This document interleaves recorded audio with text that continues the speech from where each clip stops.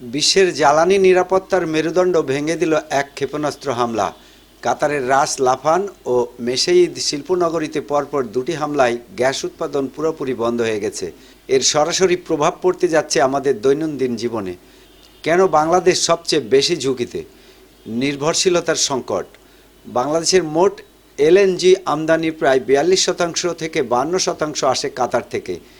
এর সরবরাহ বন্ধ হওয়া মানে বিদ্যুৎ উৎপাদন ও শিল্প কারখানার বড় ধরনের ধস। বিদ্যুৎ বিভ্রাট ও লোডশেডিং। কাতারের গ্যাস সরবরাহ ব্যাহত হওয়ায় দেশে বিদ্যুৎ সংকটের আশঙ্কা দেখা দিয়েছে। সরকার ইতিমধ্যে স্পট মার্কেট থেকে চড়া দামে গ্যাস কেনার জরুরি নির্দেশনা দিয়েছে। এশিয়ার অন্য দেশগুলো ভারত, পাকিস্তান, চীন এবং তাইওয়ান এই সরবরাহ সংকটে চরম অনিশ্চয়তায় পড়েছে। ভারতের প্রায় 40% গ্যাস আসে কাতার থেকে, যা এখন সম্পূর্ণ অনিশ্চিত। বিশ্ববাজারে তোলপাড়।